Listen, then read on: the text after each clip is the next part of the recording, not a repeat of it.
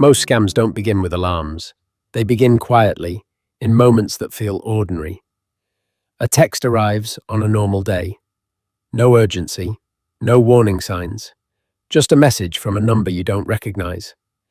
A 73-year-old father received one of those messages last summer. It looked like a mistake, a wrong number. He replied politely, without thinking much of it. That reply turned into a conversation. The conversation became familiar. Days passed, then weeks. Nothing felt rushed. Nothing felt suspicious. The man wasn't reckless. He wasn't chasing shortcuts. He was thinking about his family. His parents had built their home and garden from the ground up. With his son preparing for marriage, he wanted to help. Pay for the wedding, maybe buy a house, offer something steady to begin adult life with. He was planning carefully, thinking long-term. Only after that sense of familiarity settled in did the topic of investing come up. Not as pressure, not as urgency, as information, as opportunity. There was a website, clean, professional. Numbers moved in real time. Balances appeared to grow. Early withdrawals worked. Small amounts at first, just enough to confirm everything was real, just enough to build confidence. By the time police contacted him months later, the money was already gone. More than $1 million, his life savings, and money borrowed against the home he lived in. The loss wasn't only financial, it was disbelief, grief, the sudden collapse of plans made for the people he loved. Another story unfolded differently, but ended the same way. Late one Saturday night, a woman's phone buzzed with a text that appeared to come from her bank. It asked her to confirm a suspicious charge. Yes or no? She replied no. Minutes later, her phone rang. The caller sounded calm, professional, reassuring. He already knew her name, her bank, her recent transactions. He didn't ask for sensitive information. He didn't rush her. He told her she was doing the right thing. To protect her account, he explained, a verification code would be sent by email. She noticed the warning, "Do not share this code." She hesitated, but the voice on the phone reassured her. "I'm with the bank." She shared the code. She went to bed believing she had stopped fraud before it spread, believing she had acted responsibly, believing she had done exactly what she was supposed to do. By morning, every account was empty. Checking, savings, credit cards, tens of thousands of dollars gone overnight. The danger wasn't panic, it was reassurance. Stories like these often leave people asking the wrong question. They ask, how could someone fall for this? But the better question is, what was the scam designed to do? Modern scams are not built on ignorance. They are built on trust. They are carefully engineered to bypass suspicion by avoiding the behaviors we've been taught to watch for. There is no urgency, no pressure, no obvious threat. Instead, these scams rely on optimism. They encourage long-term thinking rather than quick decisions. They invite people to imagine stability, security, and helping those they care about. They frame action as responsibility, not risk. Politeness plays a role as well. The conversations are calm. The tone is respectful. Nothing feels confrontational or alarming. Over time, familiarity settles in. A routine forms. Messages arrive regularly, at predictable moments. The interaction becomes part of daily life. That familiarity lowers defenses without anyone realizing it. Another key element is emotional alignment. Scammers listen carefully and mirror values back to the person they're speaking with.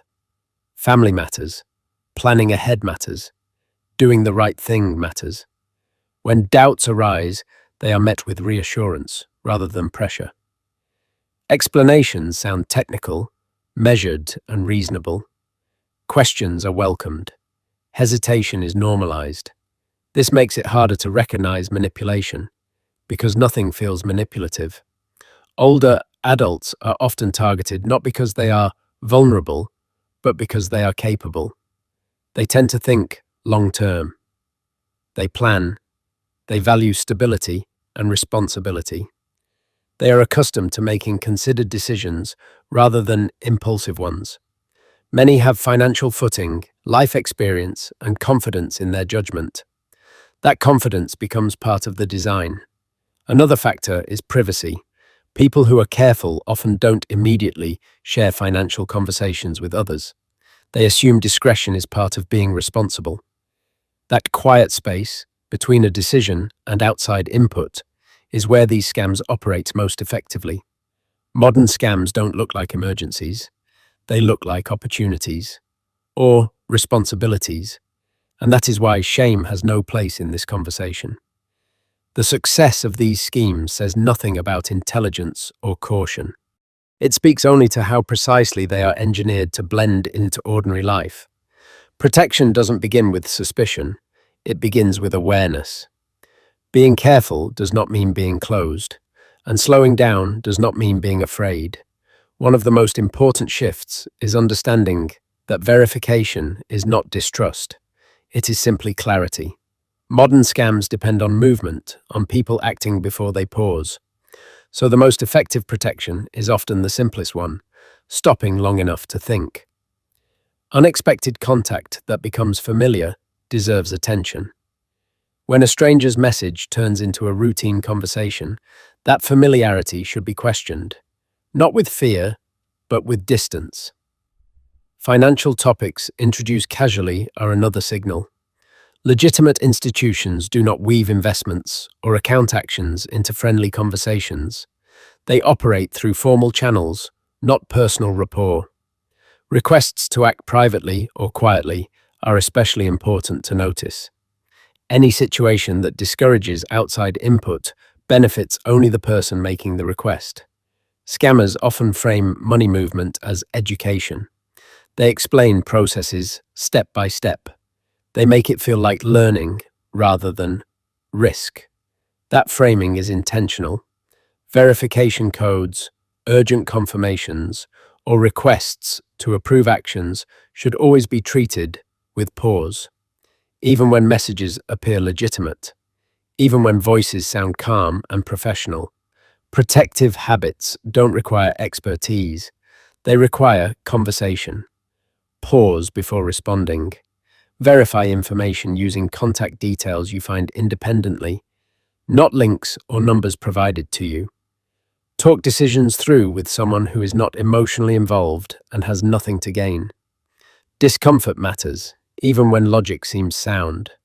A quiet sense that something is off is worth listening to.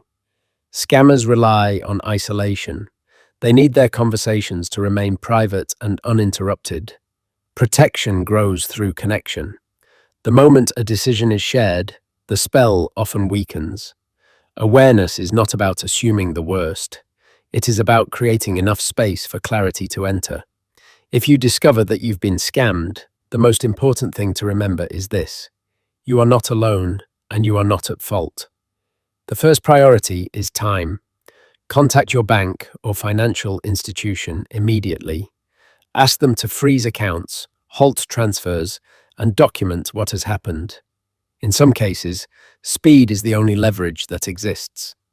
Next, report the incident to local authorities and file a report with the FBI's Internet Crime Complaint Center. This step is not about blame. It creates a record that can help identify patterns and prevent further harm. Just as important is what happens internally. Many people experience shame after being scammed. They replay conversations. They question their judgment. They wonder how they could have missed something that now feels obvious. That response is understandable, and it is exactly what allows these schemes to continue. Silence helps scammers. Speaking up interrupts the cycle. These scams succeed because they are designed to feel reasonable. They are built to earn trust, not provoke suspicion. Recognizing that truth restores agency. Loss is not a moral failure, and recovery is not only financial. Talking openly about what happened helps others recognize the same patterns sooner.